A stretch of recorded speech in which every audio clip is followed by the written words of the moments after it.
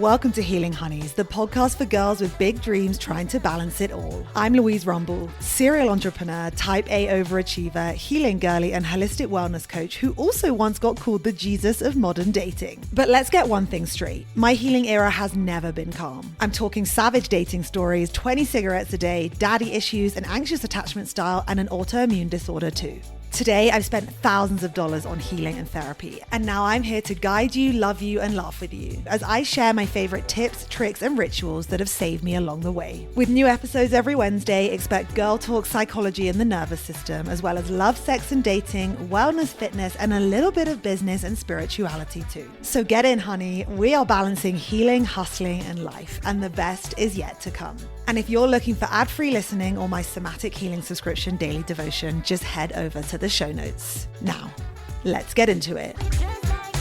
Hi, everyone, and welcome back to another episode of Healing Honeys. I am joined by my special friend, Monica Yates, and this is such a full circle moment. The last time we were together, we were in Tulum, we were recording a podcast. We were honestly babies in hindsight. Yeah. Like, we have come so far, but since I've last podcasted with Monica, she has got engaged, had the most unbelievable wedding that you will have ever seen in your whole entire life.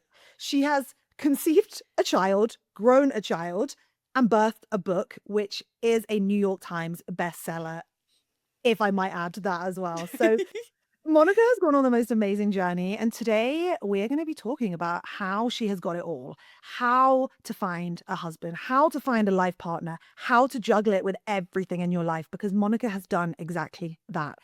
But Monica has also gone through the shit. Don't you dare for a second think that this came easily, that this was on a plate for her. She has put in the work intensely. Am I right?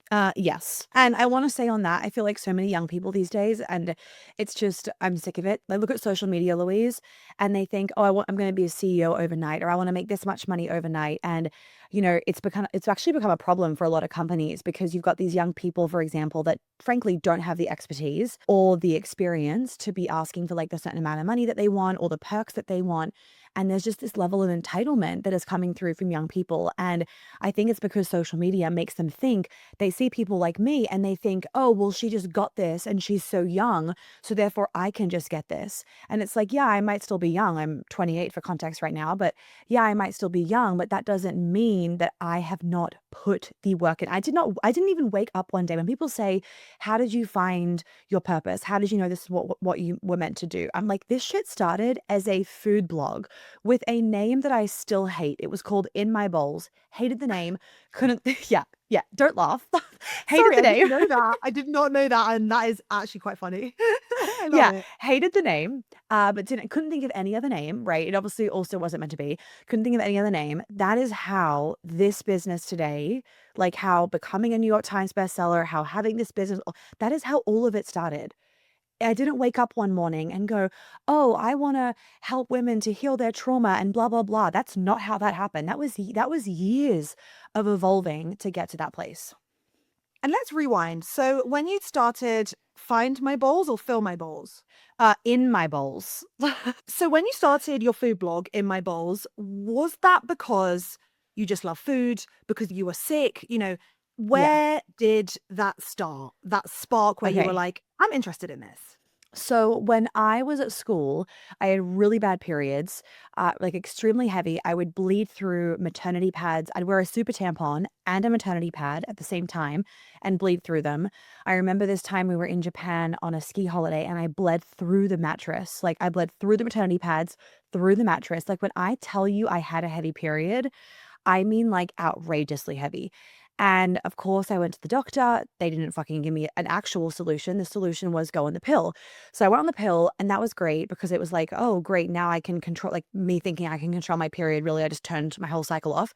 And then when I finished school and I was becoming a ski instructor in Canada, I was getting it every 2 weeks. So I was still on the pill, but every 2 weeks I would bleed and I would have really painful periods where they thought that I was then potentially like I had endometriosis. I was, eating quote unquote healthy, but it wasn't actually healthy, right? It was like the low fat, like that, like just very much that kind of like the marketing vibe of things.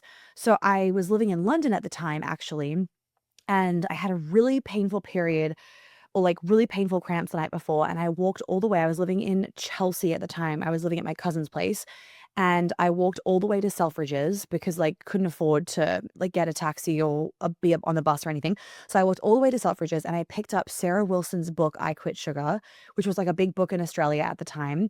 Bought it, went home, read the whole thing, took pictures of the pages, and then went back and returned the book because I couldn't afford the book, right? So went and returned the book, but it helped me to understand that really the way that we should be eating is eating real food. So I got super obsessed in like a healthy way, not in a healthy way, of trying to understand food and how food affects our body and like the benefit of real food. So like fat and protein and how like eating fat is actually not going to make you fat and all that kind of stuff.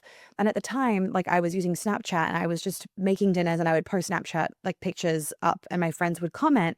And I had this one friend, Steph, she listens to all my podcast episodes, and she sent a reply and she was like, can you just make a food blog so I can stop asking you for your recipes? And I'd grown up in a household with like lots of cooking and everything. So I would just kind of make shit up on the fly. So that is when I started my food blog. I also was not happy living in London. I was doing a job that absolutely sucked my soul. I was working in a bar, like working at nighttime kind of thing. So I was very unhappy. I was so lost. I had no idea what the hell like I was meant to do with my life. So I started a food blog because at the time, and this is what I'm so like passionate about telling people when they're trying to find their purpose, is do what feels purposeful at that time because it's going to evolve. Don't think, oh, is this my lifelong purpose? I honestly, at the whole time that I had this food blog, I kind of always felt deep down, I don't think this is my lifelong purpose. I don't really want it to be. But at the time, it was what was making me really happy and what was giving me a sense of purpose. So I just kept going. So I started this food blog. Then I went back home to Australia. The food blog kind of continued. I would get so excited. Maybe like, I think it was like 2 years on, I started being able to make like $200 for a few recipes because like a company would send me peanut butter to like make a recipe with. None of this was easy, right? It wasn't like every day I just woke up being like, oh my God, I want to make recipes, right? But what was really the driving force was not my obsession with just making recipes, because honestly, I got pretty sick of it pretty quickly because it was just a mess all the time. It was the driving force of I want to create something. It was like this inner feeling of I want to have my own business. I want to be running my own thing. And I didn't really think it was a food blog thing, but I just kept going. And so that was how the food blog started. And I ran that since like from like 2015 to I guess like 2018 before the business really converted over to more of what it is now. We know that nutrition is only one part of expansion, being healthy, healing, etc., etc. How did changing your diet impact your symptoms? Was it enough, or was that when you were like, this is helping a little bit, but I need to go deeper? Like, where was the pivot from food blog into I'm being told I might have endometriosis. I need to heal this because no one else is going to come and save me. Yeah. So when I moved back to Australia, I broke up with my then boyfriend at the time. And so I was like, oh, well, I might as well just come off the pill. What then happened is I went from, okay, I'm having breakthrough bleeds every 2 weeks. Phoned my Australian doctor. Her answer was, let's just put you on a higher dose of the pill. Right. Okay. Well, that was great. So now I wasn't getting my period, or quote unquote period, because not a real period. I wasn't getting it at all. So once I got back to Australia, I ended up just being like, I was losing so much weight. Like there's some pictures of it on Instagram. I occasionally post them. And I honestly looked anorexic. If you saw me in the street, I was skin and bones. Like you could see every single bone in my like sternum area, skin and bones. But when I tell you I was eating more than my dad, I was eating like 3 times more than him. So I was like, I came off the pill and I was just dropping weight so quickly. When I like TMI, but also this is just reality. I would eat dinner and I would eat like zoodles, for example, like the zucchini noodles, right? And I would then go to the bathroom like 10 minutes later and all the zucchini noodles would be in the toilet. I wasn't digesting anything. So everything was just going straight through me. And so I then was kind of getting like sicker and sicker and so skinny. So I went to a naturopath after not getting my period back for maybe at this point, like a year I hadn't had my period back. And she did a bunch of blood tests and I was basically like premenopausal essentially. So like it was not good. And it was confusing to her because it's like, you're eating so much food, you aren't over exercising. Like all I was doing was like Pilates a few times a week and I would go on a walk. I wasn't over exercising. I didn't have a high amount of stress in my life. I mean, I was working at like a cafe, but like, I really didn't have a high amount of stress in my life. And so she couldn't really figure it out. It wasn't until I met my next boyfriend that things actually, well, I guess it's 2 boyfriends later, but whatever. It just shows like it takes a while to find your husband, Takes a ladies. Like I didn't while. just Yep. date 2 men before him. My next boyfriend, I met him at a Tony Robbins event and he was super into, and I still didn't have my period back. He was super into the feminine and masculine stuff. And so I met him, we started dating. 3 months after dating, I got my period back. And I was like, this is not a coincidence. Like, I haven't done anything different besides fly to Sydney more, because I was living in Melbourne, he lived in Sydney, besides fly to Sydney more and be around this man that would buy me flowers, plan dates, like lead, be chivalrous, claim me, all that kind of stuff. That's also when a lot of my like trauma and stuff came up around this dichotomy that I'd had for a long time where I deeply wanted a man to be in his masculine and leading and claiming and protecting and providing, but it felt so incredibly wrong, like so shameful. It felt like I was not being a good feminist and all that kind of stuff. At this time in my life, I also was extremely unemotional, very, very cold, very disconnected from myself, very much wearing like hustle as a badge of honor kind of thing. And so I was in a relationship with him for a while, but after those 3 months, my period came back. And I was just like, I remember thinking to myself, this is not a coincidence. I was studying my bachelor at the time of nutrition. And so I was like really into just like reading as many papers as I could get access to whilst I had like the university thing. And I was able to pull together that men basically influence women's progesterone levels. And it helped me to realize like, oh, being around him was making me feel safer and therefore more relaxed. And my nervous system was relaxing. So that also helped my hormones to start balancing. But being around him as a man also, and like all of his pheromones was influencing my progesterone levels. So that made me start thinking, oh, we do need men, because I'd very much been in that narrative of like, a world full of women would be so much better. Like, we don't need men, blah, blah, blah. That kind of ties that piece together of like, the food is one part, but the food didn't get my period back. And that's what then started my business, because I was documenting this whole kind of process. And then I was training to become a life coach as well. So I was doing that certification at the same time. And so then my business started because I was helping women to either get their periods back or regulate their cycle or fall pregnant. But it wasn't just eat these foods, do these things. It was then also about stress, feminine energy, all of that kind of stuff as well. Okay, I'm obsessed with this. I remember when Yeah. I first met you, literally over half a decade ago now, your Instagram said the period whisperer. And I remember talking to you, or maybe you said in a podcast, you were like, yeah, my family don't really know what the fuck I do, but I make millions of dollars. So they've kind of stopped asking questions. I was like, I'm obsessed with this woman. Like, we are going to be great friends. And I think that's so funny. But I want to go back because I think what's so interesting is you said that you had low stress levels, but obviously your body was inherently, subconsciously or unconsciously very stressed because that was showing up as a lack of period. And you're probably not going to sit here today saying, I have gone through some insane trauma that some people will have, right? But we have all gone through our own trauma in our own right, which has overwhelmed our own bio-unique nervous systems. So do you think it's fair to say that you didn't feel safe in the world, but you weren't consciously aware of it? Like your body was unsafe, but you didn't necessarily feel unsafe? Like, let's talk about that kind of, because a lot of people lose their period and they're like, I'm not that stressed. I haven't gone through trauma.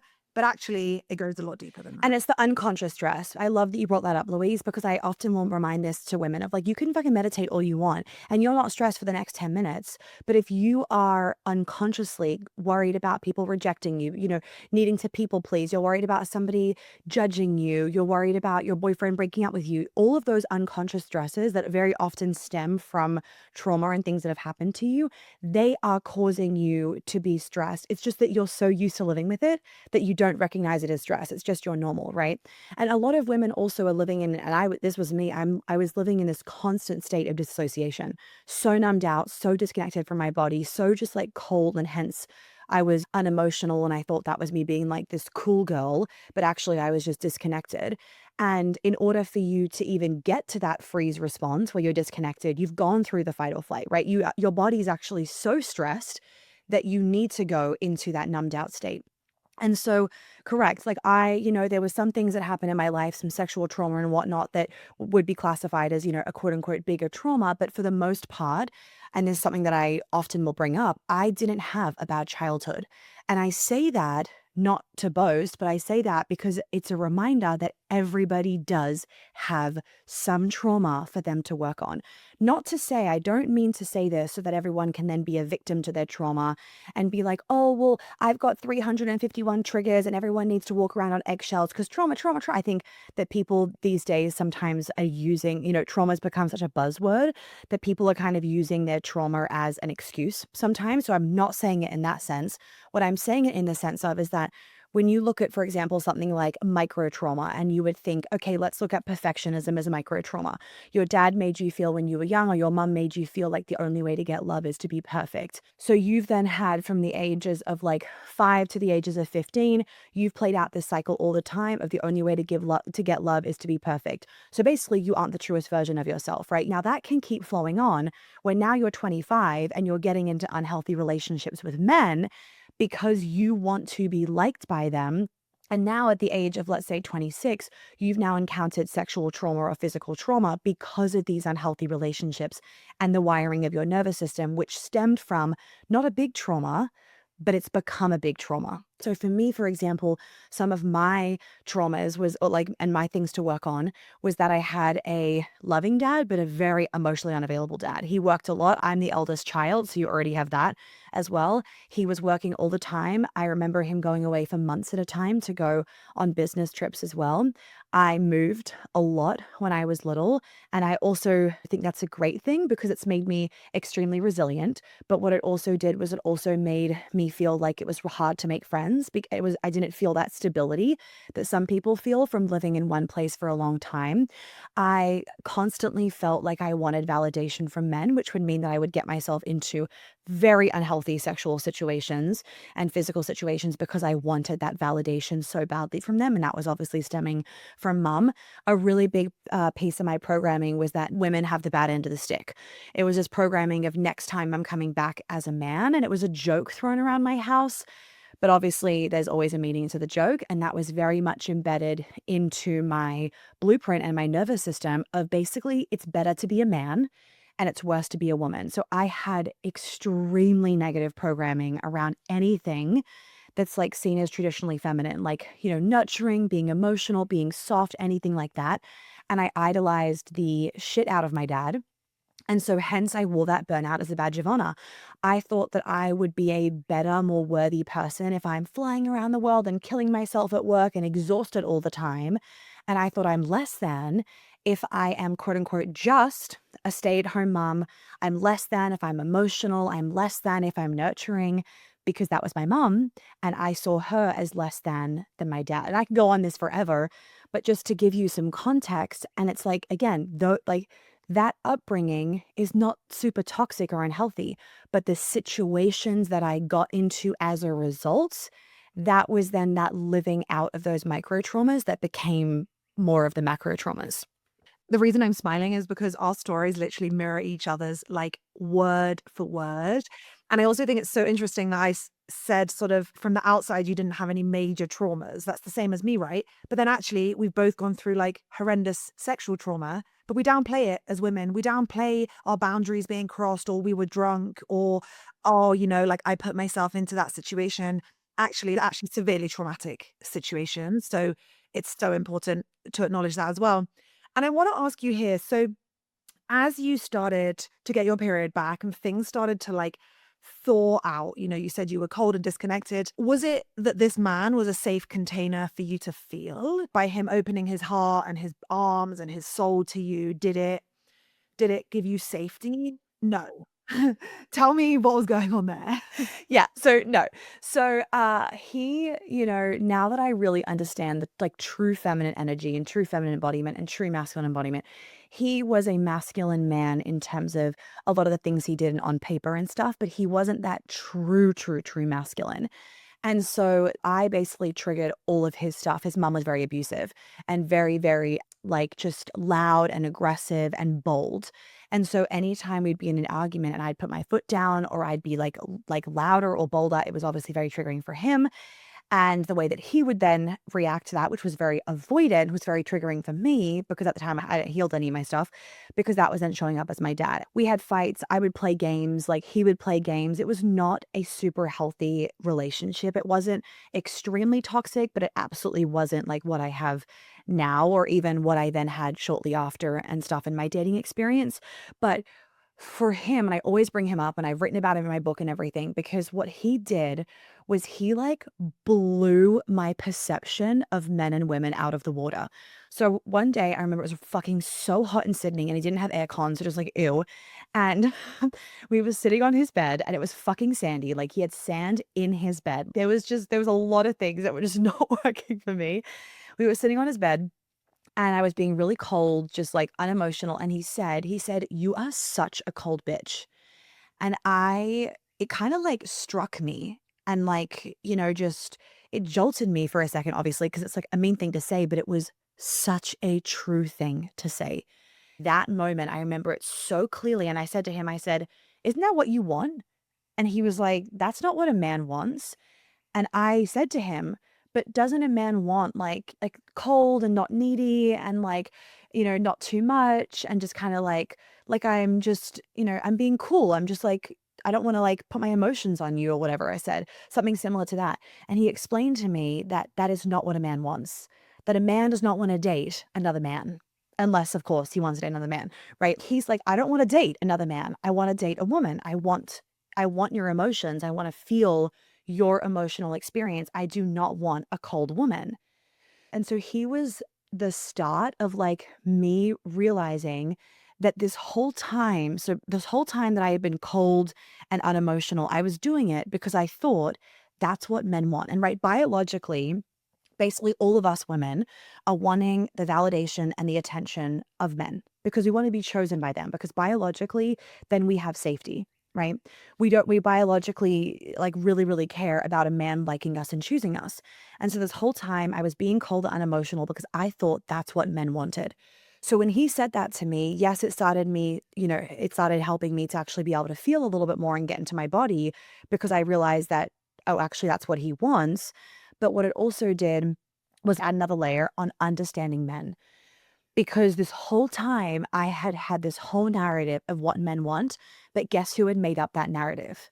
Women, like me, right? Like girls at school. No man had told me what I was thinking about men. I had made that up. And I had no understanding of men's brains and men's biology and how they work and what they actually want. So that was kind of then the next layer. And so where are we? Must be like 2000 and so this is 2017 at this point. And I got my period back at this point. I was getting like actually healthy again. I was in this relationship. I was starting to get into my feminine and blah, blah, blah. But it wasn't like I was truly, truly in my feminine, right? I was still Miss Independent. I was still burning myself out, running on empty, like constantly rushing. It was this energy of just like not like this complete inability of slowing down. And so the day that I had my ski accident, I remember thinking before I had the ski accident, because I was skiing with my family and mom and dad had just come to meet me and my sister, and we're quite good skiers. And I remember thinking like, oh, they're going to slow us down. That was my thought. And so we're on a green run. So no one feel like, oh my God, like skiing is so dangerous. No, we're on a green run. I'm a ski instructor. Like I know how to ski. And I am skiing down and a snowboarder collects me. That's how the ski accident happened, on my left side. And basically my whole knee, I won't give too much of the details, but it was a 7.5 hour surgery. I had to learn how to walk again. I actually was very lucky because I found out from a physio shortly after that if everything happened on the inside of my knee, they would have had to amputate my leg. So it was, yeah. So it was a very close call. It was the longest healing road that I mean, I still have problems with this knee. It was such a long healing road. And I had thought to myself, okay, 3 months in a wheelchair and then I can just walk again. Like I didn't conceptualize, no, no, no, no. You are going to lose the connection between your brain and all those muscles. You will have to learn to walk again. And I didn't think about the mental battle through it. I didn't think about any of that. But that's what woke me up.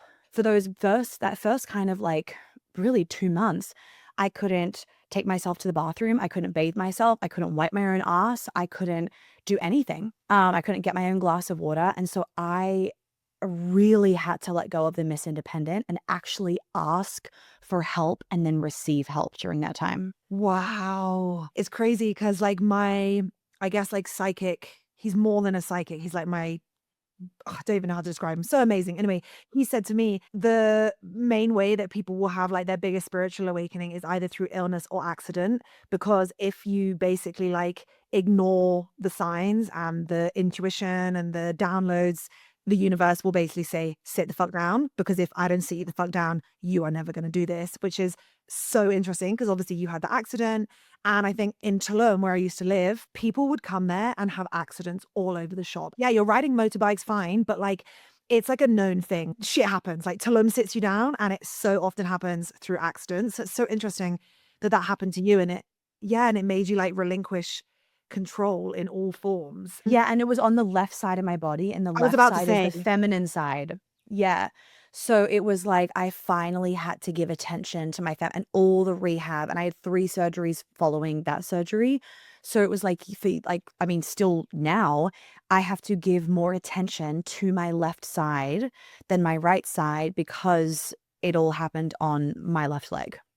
oh, that's so Yeah. crazy, isn't it? Yeah. Because And you know also what's like, even more crazy? what? We were skiing in Lake Tahoe, so, like, in the US, in California, and the woman that hit me, she found me on Instagram, like, a few days later because I did an Instagram post, whatever, and obviously went viral or something because in the hospital, and she lived in the suburb over No from way. us in Melbourne.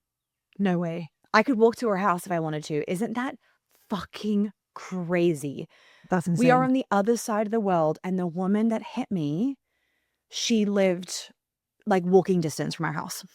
No, that's literally crazy. And I think Yeah. that when we go on these like healing journeys and unraveling journeys, there are these coincidences that just cannot be explained. And like my partner, I met him on a beach in Tulum in Mexico. I went there for 2 weeks. I stayed for 3 years. You met your now husband, now Yeah. baby daddy Baby daddy, on, yeah. yeah, on a ski lift, right? And that you couldn't get more of of like a showcase of like, if you had been 5 seconds later, you would never have met that man. So talk me through like what this newfound like letting go of control and shifting into this new version of you, like how you believe that led you to Hal. Yes. Okay. So then, yeah, post ski accident, I eventually I moved to Sydney, leaving Melbourne. And so I moved to Sydney. And one of the reasons actually why I moved to Sydney was because I was trying to get my business off the ground. And I knew I had this intuitive feeling of if I stay at home, this is never going to get off the ground because I do not have enough fear behind me to make me fucking move the needle. Right. And like, I think with nervous system regulation stuff, people can get into this habit of thinking that everything, like every step is just going to feel so like meant to be and regulated and True. easy. I'm like, have you had a quantum leap? That shit is rough. Rough. Like rough, So really rough. rough. Like Going through it right fucking now. horrible. Very Yeah. rough. Yeah. Like the breakdowns before the breakthrough is a really real thing. And if you want to, get anything in your life beyond your comfort zone, which you do if you listen to this podcast, then you need to do the thing that you are fucking afraid of doing. I now really see, I've like programmed myself, slight tangent, of fear is a green light. When I am afraid to do something, I'm like, we're doing it because that I know that I am going to have some expansion, whether it's an investment in myself, whether it's a trip that we're going on, whatever it is. I know that I'm going to be expanded in some kind of way. And you can really train yourself to see fear as a good thing versus, oh, it's going to be dysregulating to my nervous system. Like that is growth. Growth is dysregulating to your nervous system as it should be. Otherwise, you're going to stay stuck in the same spot your whole entire life. So anyway, moved to Sydney. And of course, then my business took off. It didn't I won't go down that tangent because this isn't a business episode, but it didn't take off overnight by any means. I mean, at this point, right, I had my food blog. I was posting on Instagram for years. So when I finally started putting out that like I'm taking clients and I'm helping women and blah, blah, blah, it was a slow burn. I didn't fill out my spaces overnight by any means. And I actually had a second job to like start off with. But then I got to the point where I was like, if I keep doing this job, I'm just continuing to split my focus. And I really wanted to go all into my business. So I eventually went all into my business and I was having really bad phantom pain at the time with my leg. And like business wasn't really taking off. I was doing everything. I was killing myself, like burnout to the absolute max. went to this doctor that was meant to help with like phantom pain. It cost $600 and I couldn't pay it. Like my debit card was declined. He told me to fucking meditate. I was so angry because I was like, I already meditate. And I went home that day and I sat on the like porch of the apartment that I was in. And I just was like, I fucking surrender. I'm just going to stop trying and just like trust. Like this is meant to be. I'm just going to trust. And then basically then kind of overnight, things started flowing again. Oh, not flowing, like not flowing again, flowing for the first time. But of course, it wasn't just like, oh, I'd done 2 posts on Instagram and things started flowing, right? Just for anybody wondering, it was like years of posting on Instagram, building that know, like, and trust. And then it started actually flowing. But of course, then had to go through that whole business growth of like, you're undercharging. And so then I burnt myself out because I was taking on like so many calls every day. I was working 5 a.m. because I would try to pull Europe in. I was working like 5 a.m. to 10 p.m. every day. I was everything in the business, right? The accountant, the CEO, the coach, the marketing chick, everything. But long story short, then 2019, my business really blew up because at this point I was really focused on helping women to get into their feminine, get their periods back, blah, blah, blah. Oh, and I should mention, before my business blew up, so this would have been like early 2018, I met this guy, actually kind of later on found out that he was like not a very good person. But anyway, total side note, went to his like somatic weekend retreat, which cracked me open to all of my pain. All of my pain. And so it was like the somatic thing that just blew things out of the water. I've never admitted my anger that I had towards men. That's why I'm so passionate about the anger stuff now. And I feel like that was really, really big for me. Anyway, I remember coming home from that retreat and I was sitting at my chair looking outside my window in Sydney. And it was this feeling of just like exhale through my body, like I'm home.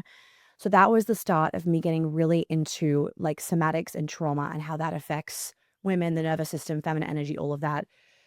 So my business took off, blah, blah, blah. COVID happened, whatever. And I'm helping women and I'm obviously growing myself at the same time. Was I started to, and this is something that I've really woven into like my healing blueprint with clients now, is the difference between healing and like integrating and embodying.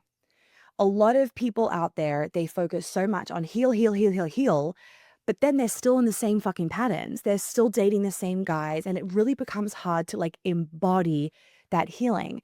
And I don't remember when it was, but I had that kind of like click moment when I was dating a guy. And I was like, I'm telling myself, I know all the things to do and not do, but I'm not doing them. There was that disconnect between like, I've healed and I cognitively know this stuff, but I'm not actually embodying it. I know a lot of women, because a lot of clients said this to me, a lot of women that are into like quote unquote the work, they will continue to blame themselves of I'm broken. I got to do XYZ more to like meet my guy, as though they're the only one in the relationship. You could be fucking perfect. Like you could be in the greatest place, ready to meet your man. Don't keep telling yourself that you're too broken to meet him or that you have to go do 300 more retreats in order to be ready to meet him. It could just be that the timing isn't right yet. And I say that because I was so ready to meet Hal for such a long time, like years we're talking, right? And when I met you, I wasn't with Hal, for example, and I deeply had that desire and that craving to meet him. And it's fucking frustrating, right? You're going out on dates. You're thinking, oh, is this guy the one? Is this guy the one? Like he's ticking some of the boxes, but not some of the boxes. And it's infuriating because you also are just like, I just want to meet my man. And then you get confused of like, should I just accept these things about this person? Should I not accept these things? Like, what do I need to change about myself? Blah, blah, blah. Well, anyway, when I met Hal then, and I had stopped dating for a little bit when I met Hal, not that is the secret by any means. There's no secret in this, right? There's no like do A, B, C, and then you're going to meet your man. I mean, the only A, B, C that I could give you that's going to help you to meet your man is to heal your shit. 100%. Like that's going to help because if you heal your shit, you're then going to be able to feel your intuition more and your intuition will help to guide you to meet him. So as an example of that, when I met Hal, I decided to go on a solo ski trip. I didn't have any friends at the time that knew how to ski. So I went on a solo ski trip to where I grew up to learn to ski, which is Beaver Creek in Colorado. I booked a house. It was like a 4-bedroom house for myself and butter and jelly at the same time. And I was like, I'm going on a Her solo ski dogs, trip. unless Yeah, anyone yeah. doesn't know that they're her dogs, and you think she's just traveling with some butter and jelly in her hand luggage. Could you imagine?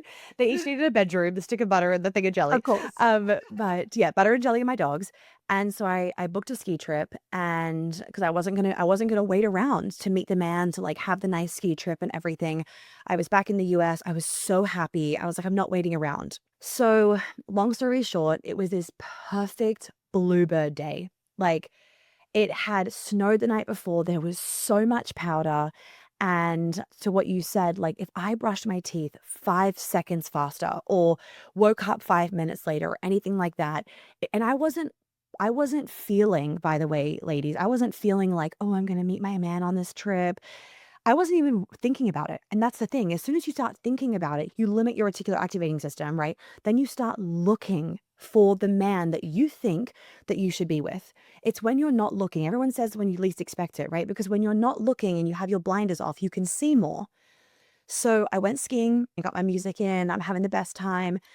And Hal is in the line with a friend, and I'm skiing down and he spots me. And he thinks to himself, like, oh, like, wonder who that is, kind of thing. But then just kind of lets it go, And it's a busy day. I get into the single ski line. He's in like the normal ski line with his friends. And there's that guy that's kind of like telling people where to go. So they put us together. Again, I've got my music in, I'm minding my own business. I'm having the best time, right? I am living my life for me. I am happy. I am full of joy. I'm not waiting for anybody else to make me happy. We get on this chairlift and they ask me, well, someone starts talking, but essentially the conversation started with like, where should we ski? And I'd already been skiing a bunch that morning, so I was telling them where to go. The accent probably helped. It always does when you're living in the US, because then it's like, oh, where are you from? And blah, blah, blah. So then we were talking and then got off the chairlift and I was like, all right, bye, have a good day. Again, like there was no attachment, there was no clinginess, there was no trying or anything. If a man wants to be with me, he is chasing me. I am not putting any fucking effort in. Like I'm done with that. You are chasing me. And so the one thing I will say is that you are responding to his effort, but you are not the one putting in the effort. You are not initiating the effort. So I then start to ski off and he calls out and he's like, hey, can we follow you? And I said to him, I said, sure, but only if you can keep up. Because I'm like that person where I'm like, you are not fucking slowing me down. Like it's Obsessed. not happening. Also, Of course. Yeah. that was you being true to yourself, right? You weren't like, Yes. oh yeah, like come ski with me. You're Yes. like, no, like if you can keep up, yes, like I'm going, like get the fuck in. Yes, thank you for pulling that in, because it wasn't like I was not playing a game. It was I'm having a me day. I'm having me time. If you can keep up, like that's fine, but I'm not changing my plans to like suit this random fucking guy, because an old me would have done that, right? Oh, I'm sure old you would have done that, Louise. Changing the plans because like, oh, maybe this is my guy, or like me, like wanting validation. No, like I was just so, and it wasn't that I was over it in this angry way or this bitter way. It was I wasn't doing that anymore because I was fully embodying what I'd actually healed, and the fact that I was really embodying this like deep self-respect.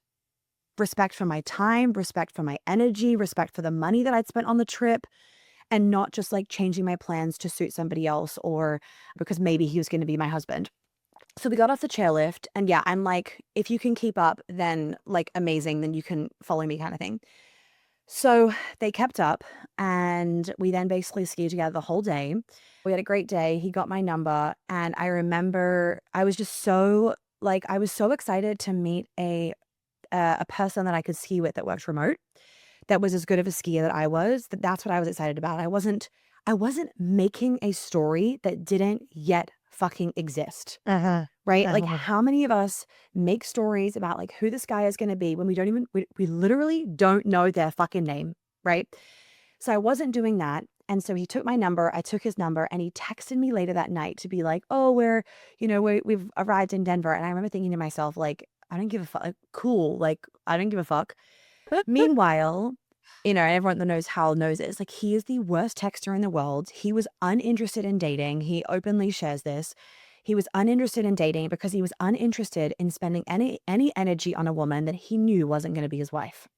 When I tell you that he spent energy on me and money from that day on, he spent energy and money. And so we FaceTimed like every night for like 2 hours basically. And he would always call me. I wasn't calling him. I wasn't initiating a text. I wasn't doing anything. Like I made him work for me, not in this entitled way, but in this way of I want a man that is in his masculine, that will cherish me, that will protect me, that will provide for me.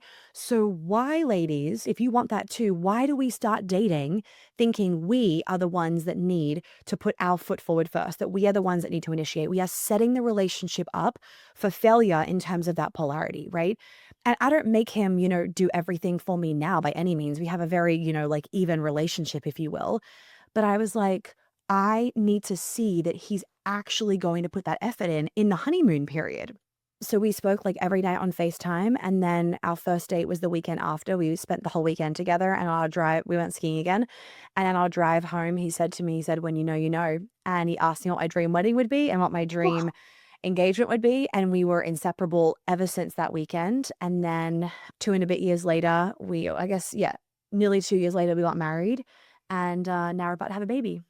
Oh, I Yeah. love And he it. work I love it. and he works we work together now. He works for the company. So He does. And I'm glad that yeah. you brought up the company because you make a lot of money. I just love to hear a little Yeah. bit more about that and like paying for dates and stuff. You obviously have so much money you could have paid for Yeah. anything. Let's Yeah. just talk about like the financials. I love that because I was very clear, and I recommend this to women no matter how much money you're making. And you do not need a man that makes more money than you. I want to make that very, very, very clear. If you are the breadwinner, I've been the breadwinner from the beginning of our relationship. Have been the breadwinner for most of my dating life, to be honest. So I started my business young, and you being the breadwinner will not fuck the polarity. It's how you engage with your money and how you use your money and control with your money that will fuck the polarity. So from the get-go, and this is why in the very beginning of our relationship, I made him work because I wanted to see that he had in him the protector and provider energy. It's not about money because there are plenty of men out there that make millions and millions, billions of dollars, but they are dead fish energy. They will not protect you. They will not provide for you. They will not make you feel safe, but they're making billions of dollars. So it's not about the money. And so in the beginning of dating, like that first weekend that we went skiing together, we went back to we met on a chairlift that was basically connected to a hotel. And the hotel is the Ritz at Bachelor's Gulch in Colorado. Not cheap.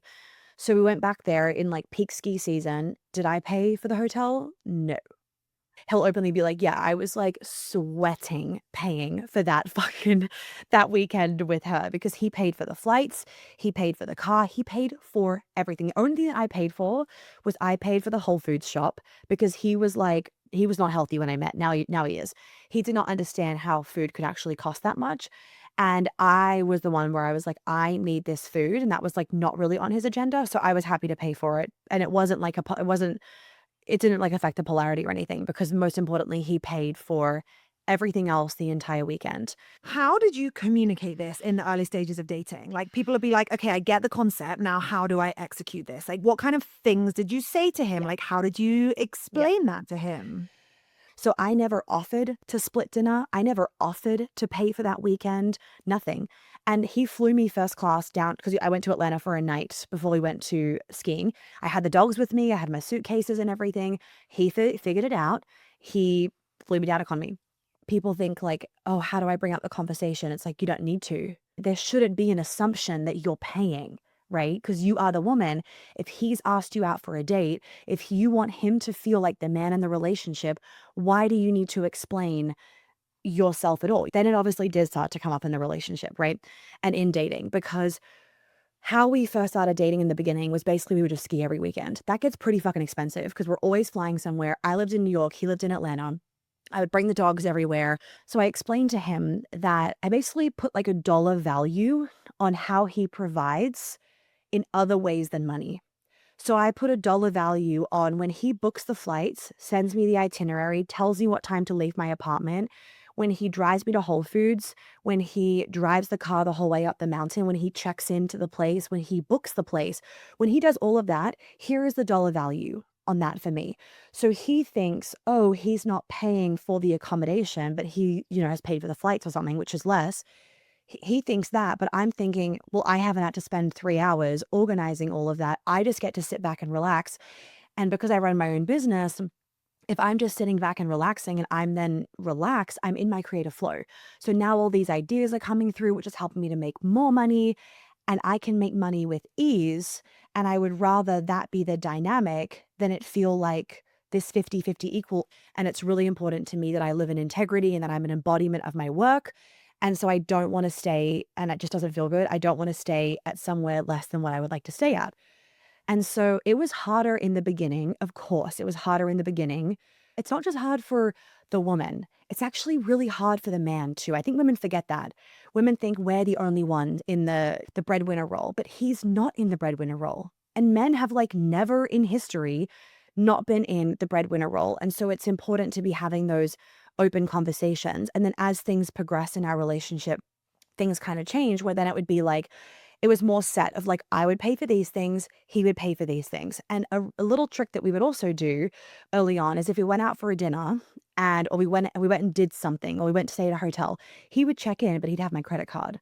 So I still am like just getting to sit back. It doesn't feel like I'm checking in. It doesn't feel like I have to do anything. He's got my card, so he's doing it. And like, yes, technically I'm paying for it, but the energy also feels different. He's not sitting down in the lobby whilst I'm checking in. It's the other way around. That was something you told me a couple of years ago that literally has changed the dynamic of my relationship as well. Is like you could be spending the money like literally out of your bank account, but the male counterpart in your relationship could be the one asking for the check, doing the Mm-hmm. bill, paying the tip, using the card, like Yeah. organizing. That for me was like a massive turning point in my relationship as well. I know we spoke about it in our last like breadwinner episode. I mean, even now, right? I don't deal with anything. And I haven't paid a bill in fucking ages. I got the house. I don't know how to pay for the mortgage. I have literally no idea. The down payment, for example, he did everything when it came to buying this house. Every bit of paperwork, every phone to the bank, phone calls to Australia to try to get my like Australian credit score. He did everything. So when everyone was saying to me during that time, like, how are you like so relaxed? I'm not trying to buy the house. I might fund it, but I'm not doing it. And that is a full-time job, trying to buy a house, for anyone that knows, and getting a mortgage and all of that kind of stuff. Well, I wouldn't know because I wasn't the one doing it. And that's what makes it also feel more just like, I don't even like the word equal, because I think that when people think you're equal in the relationship, it's like it's always 50-50. And I've had so many clients where that has been detrimental to their relationship, thinking I have to be 50-50 with the chores to my husband and the time that we each spend on our children and blah, blah, blah. Nothing in your relationship is ever going to be perfectly 50-50. But it felt more kind of like we'd both put the effort into buying the house because he had spent every minute organizing how an Australian with, I still, did I have, yeah, I had my visa, but I didn't have an SSN, which is like a tax file number at this time. I had no US credit score, like pretty impossible to actually buy a house, and especially like an expensive one. But he figured it out. And I'm like, I want the house, but I don't want to put the effort in. So we both put the same amount of effort in, but it felt like because he put in all the work that I do not want to put in, he felt like he got the house because he frankly did. And I was just the one that popped in the money. I frankly think it's harder work to do what he had to do to get the house than me do my job. That part's easy. I just love all of this, but I know that there's some people that don't love this, right? And a Yeah. big part of your work, reaching so many millions of people, now writing a book, is that you do trigger people and you are a mirror for many people. And it's been inspirational for me, like just to see how you navigated that. I remember there was times when I would be like so trolled on TikTok when my TikTok was blowing up. Mm. And that helped guide me, that you helped me understand you are just triggering these people. You're a mirror for them. Yep. Talk me through how you deal with, I mean, you obviously don't give a fuck, but talk me through how you deal with people saying, you're anti-feminist, you're taking Mm. women back, like you shouldn't be talking about this. Good question. Well, now I just really understand, like, they haven't listened to my content. That's the reality of it, right? So when somebody, yeah, is like, you're anti-feminist, I'm like, well, I can see how you think that, because like, I am anti-modern feminism, because I know from all the anecdotal research of, my nearly decade of years with working with women, and also from the research that's in my book, I actually know that a lot of the more modern feminist stuff has made women incredibly unhappy. And we see that in the research. And so I am kind of like, yeah, like part of me is anti-feminist in that kind of way. And I remember this one time actually when I was still in New York and I posted this post about like how I like don't subscribe to this modern feminism. And this quite famous feminist in Australia, she posted my post and just like, honestly, it could have been defamation, like blasted me on her Instagram stories. And of course, all of her feminists then came to my Instagram and started blasting me. I remember when that happened, I was like, this is proving my point. And why it's proving my point is because I see so many things on Instagram of women fully just like claiming and owning the life they want to live. They love that their husband provides for them, or they love that they don't work, or that they do work, or whatever it is. And you look at the comments, it's rarely ever men, it's often women, and it's women's comments like, just wait till he cheats on you, just wait till he goes bankrupt. It's these horrible comments ripping this woman down for her individual choices. So if you're listening to this episode or you read my content and you're like, I hate this, cool. Because my whole line of work and what I talk about in the book over and over again is I'm not telling you to be a certain woman. That's actually not what I'm doing at all. Because how could I? We're all so different. I've evolved. I've changed. You go through different seasons of life. What I want women to give themselves permission for is to be the woman that they want to be in this season of life for them. So if you don't want your man to like lead you and claim you, then like fine, own that, right? But if you want that, why is that shameful to own? If you want your job to be a mother, amazing, claim that. Why is that less than the woman that is running a business and being a mom? Yeah, I've definitely been in that, like, I guess I would say anti-trad wife, like movement. Like my identity is my work. I love being a businesswoman. Yet today I'm sat here and like we had a huge catch up before we started this recording saying like I am softening in ways that I never thought Yep. that I would. And I'm cleaning the house and I'm wanting to cook. And I never thought I would be saying I want to come down and slow down. So for anyone that is like deeply triggered by this episode, I would also say, how's the physical health conditions that you're living with? Do you have PCOS? Do you have endo? Do you have hormonal acne? Like, do you have anxiety or depression? Both of which are inflammatory conditions, which are Yeah. rooted in many cases in stress and a lack of Yeah. safety in our body, in the world. I was like fully fucking anti-trad wife, boss babe, but I had a chronic pain disorder. I had gut health issues. I had unexplained rashes. Like I had no libido.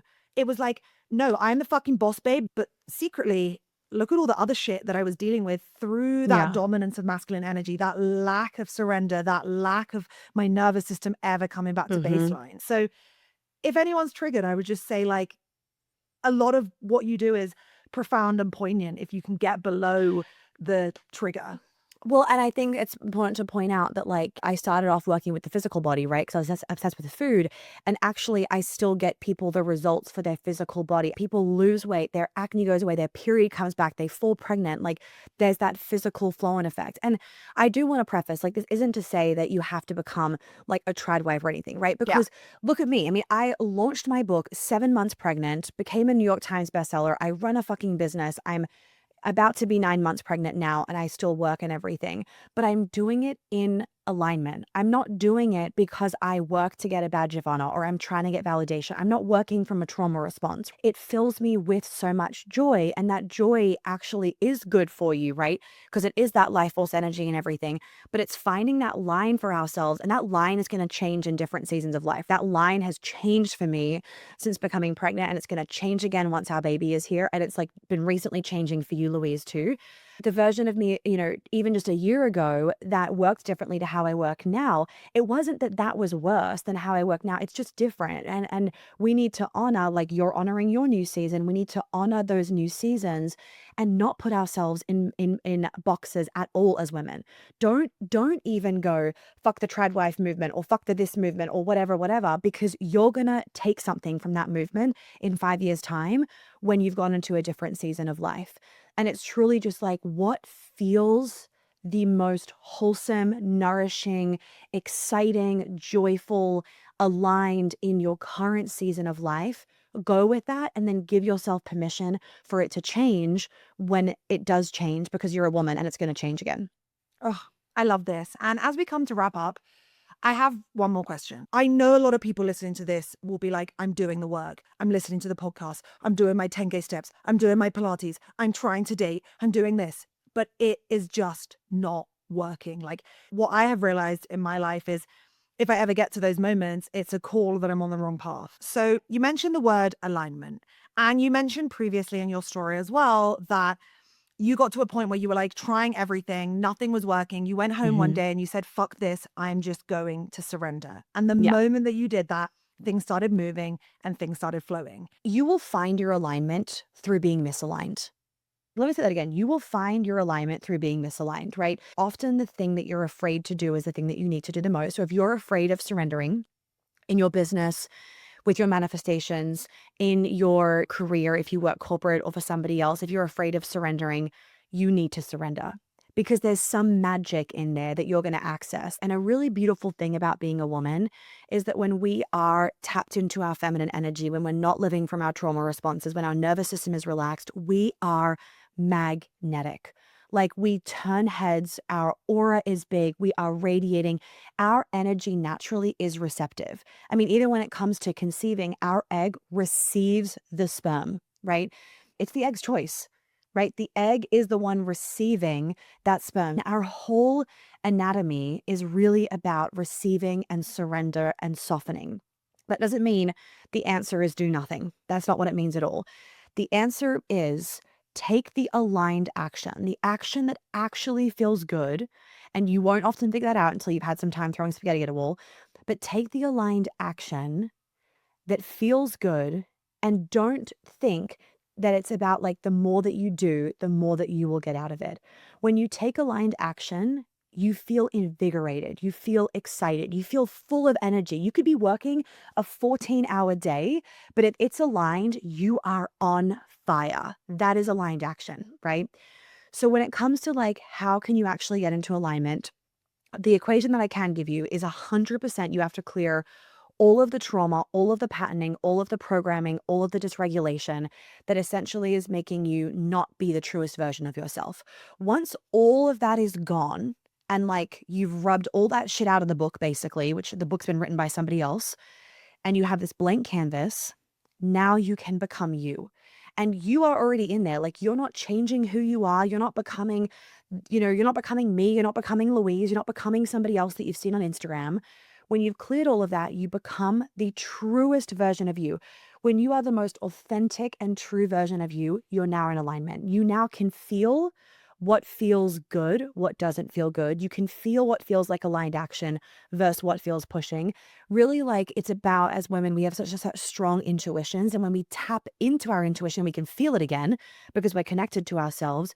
When we can feel our intuition and feel our bodies yes and no, it becomes easier to be in alignment because we can feel when something is a yes and when something is a no. So like that is alignment, and that version of the most aligned version of you is also going to change again, right? It's going to change as you go through different seasons of life, which is why it's like there isn't one aligned version of you. There is multiple.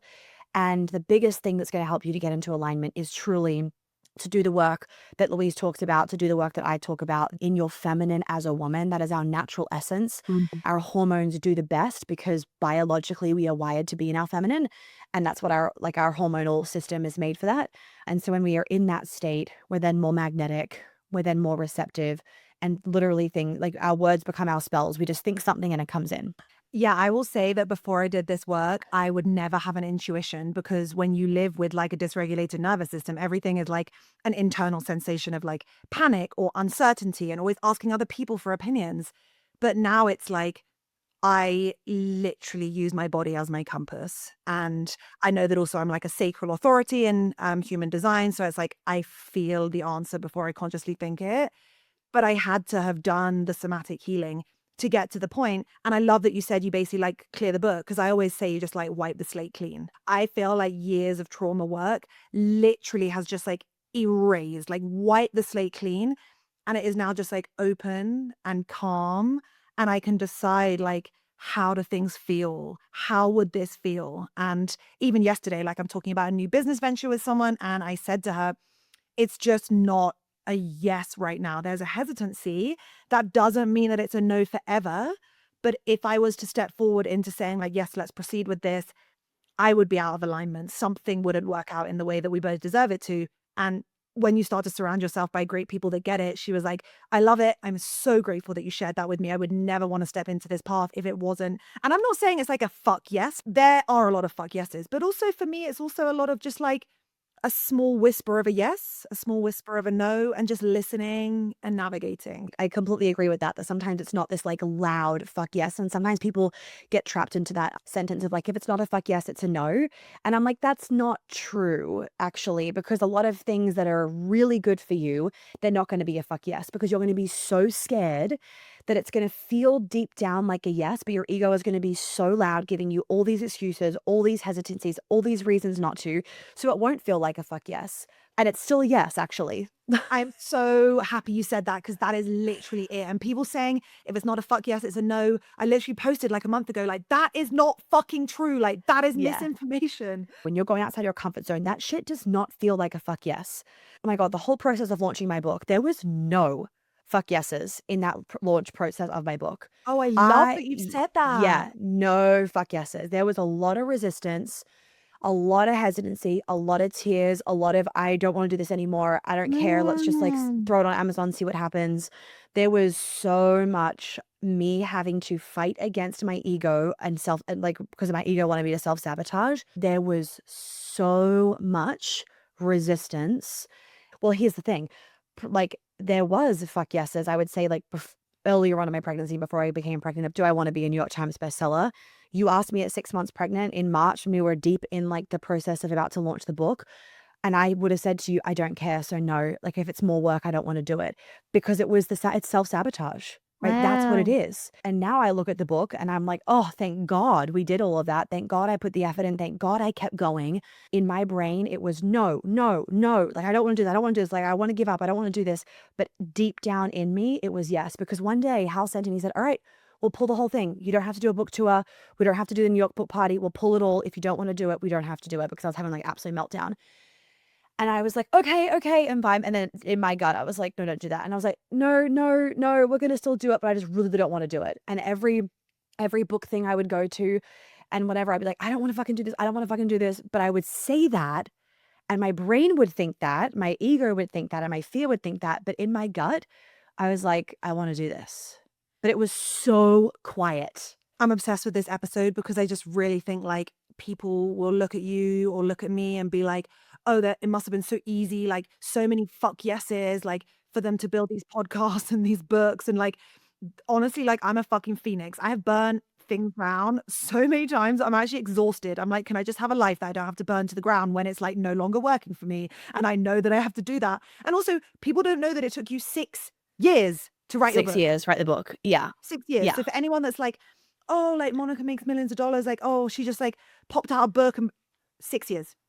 When I tell you, I had rage sitting down to edit my book. I mean it. When I was recording my audiobook, at the end of each day and towards the end of each day, I just wanted to fucking scream because it was the most painful process. So when I say that there was these parts of the book launch that literally made me want to like stab my eyes out, I actually mean it. So yeah, it took me 6 years to write the book. One of the editors towards the end didn't agree with it, but didn't want to say it. So she rewrote the book, like to edit it and what would make it quote unquote better. And I read it and I'm like, none of this is my writing. So I had to then go back and rewrite the whole fucking book that I'd spent like at this point 5 years fucking writing. So yeah, when I tell you that this book was the bane of my existence towards the end. So yeah, none of this shit came easy. Yeah, that's literally why I haven't written a book. I'm actually just loving this episode because I feel like we're talking about the realities of healing, the realities of being a businesswoman, the realities of falling in love, the realities of being the breadwinner. And just like of life. Of life.